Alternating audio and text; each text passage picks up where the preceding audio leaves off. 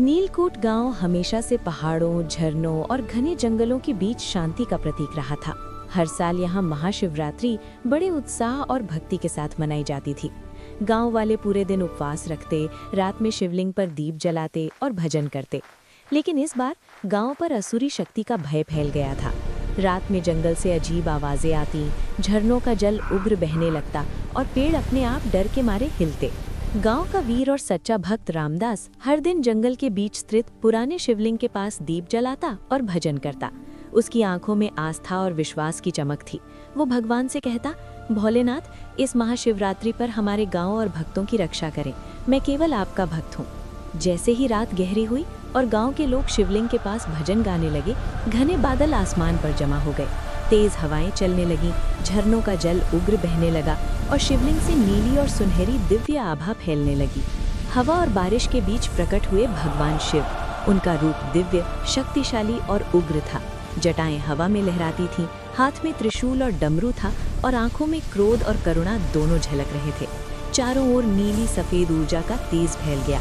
शिव ने गहरी आवाज में कहा, रामदास, इस गांव और इसके भक्तों पर असुरी शक्ति का वास बर्दाश्त नहीं किया जाएगा। अब मैं उसे परास्त करूंगा। तभी घने जंगल और झरनों के बीच से भयंकर असुरी शक्ति प्रकट हुई। उसका रूप अंधकार और धुंध का मिश्रण था। चारों ओर आग और काली ऊर्जा लहर रही थी। उसकी गर्जना जंगल में गूंज रही थी और पेड़ धड़ के मारे हिलने लगे। भगवान शिव ने त्रिशूल उठाया और एक महाशक्तिशाली ऊर्जा विस्फोट किया। नीली सफेद आभा की लहरें असुरी शक्ति पर टूट पड़ी।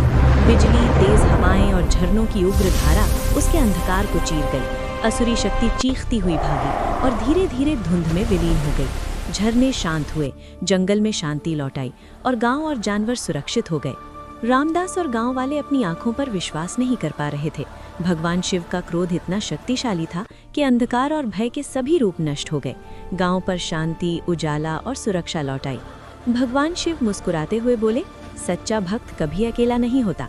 महाशिवरात्रि पर मेरा आशीर्वाद विशेष होता है। भक्ति, साहस और सत्य की शक्ति अजेय है। रामदास भावुक होकर प्रणाम करने लगा। उसकी आंखों में अब विश्वास और साहस की चमक थी। गांव और जंगल में हल्की नीली आभा मंद रोशनी में चमक रही थी, जैसे भगवान शिव हमेशा अपने भक्तों और प्रकृति की रक्षा कर रहे हों।